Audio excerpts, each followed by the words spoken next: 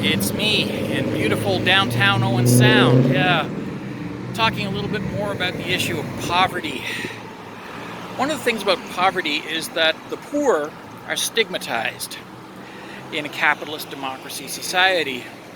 And this is because of the ideology of predeterminism, which comes from Calvinism.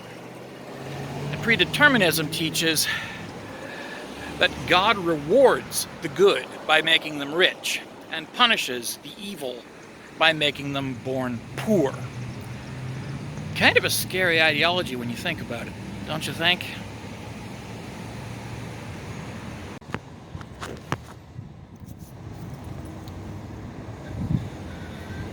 Of course, the worst place to see this reflected is in our legal system.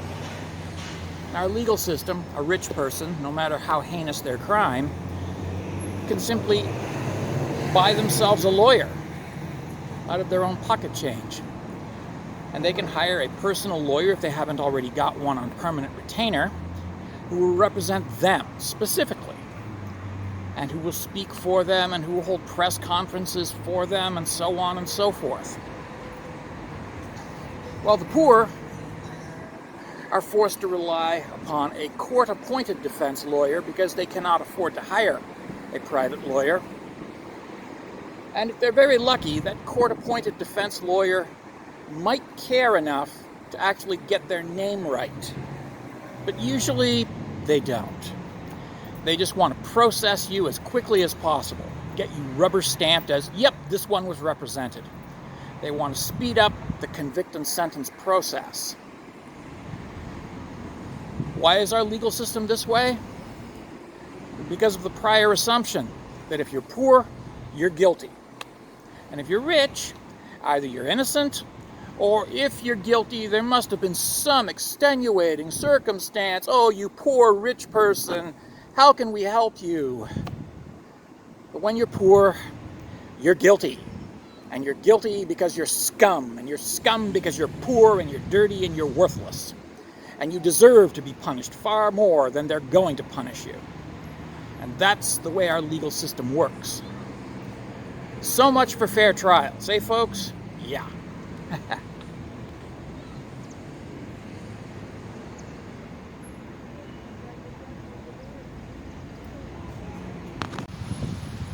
Hey, yeah.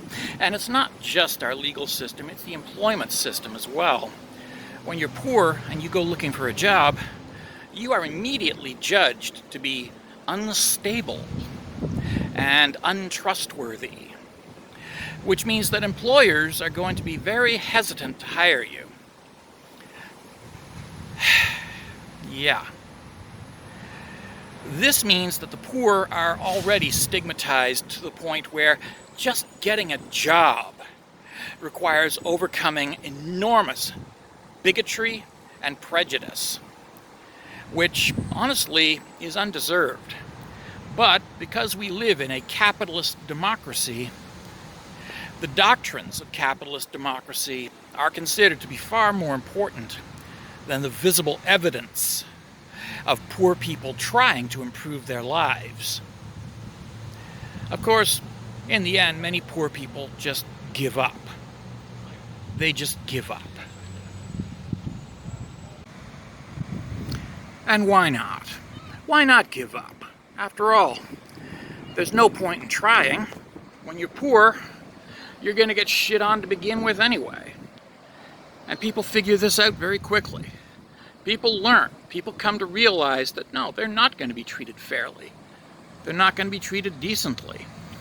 They're going to be shit on. And so they give up. And this too is by design. Because the entire capitalist democracy is built on the principle of beating the poor down until they accept their intrinsic worthlessness. I mean, let's face it, we have a society where people are judged not for their character, but for their bank accounts. A millionaire is considered to be worth $1 million. A man with no money is considered to be worth nothing. Not exactly a healthy way to judge people. Of course, the greatest weapon in the hands of capitalist democracy is propaganda. And with propaganda, our corporate overlords are able to convince the proletariat to view ourselves and each other with contempt and loathing, and also to convince us, for the most part, that the only friend that we have, the only ally that we have, is the corporate establishment and the capitalist democracy that oppresses us, and the armed goons of said capitalist democracy, the police force, who again are there to protect us, despite the fact that they do nothing of the sort. And that we must never hesitate to report and turn in our neighbors, our fellow workers, because our fellow workers are ever engaged in a conspiracy against us, a conspiracy to take away our right to become billionaires. Wow. The funny part is, we don't actually have a right to become billionaires, because a right requires the ability to act upon that right. Otherwise, it's just a polite fiction.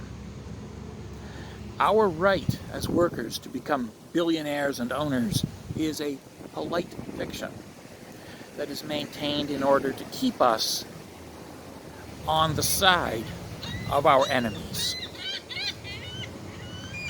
And they do this by propagandizing us, by convincing us that we too could be elevated into the billionaire class if it weren't for all those tree-hugging liberals and all those homosexuals and Arabs and Mexicans and all those welfare bums that are all plotting to keep us from our ultimate destiny as brothers within the billionaire class, fellow billionaires. Yes, the polite fiction of the democracy, that we could all be rich if it weren't for a conspiracy of the weak and powerless who are plotting to take away our right to be billionaires. Yeah, something to think about. Anywho, that's all for now. I'm done. I gotta get home. Take care, ladies and gentlemen, and others. Yes, you know who you are. Ta-ta.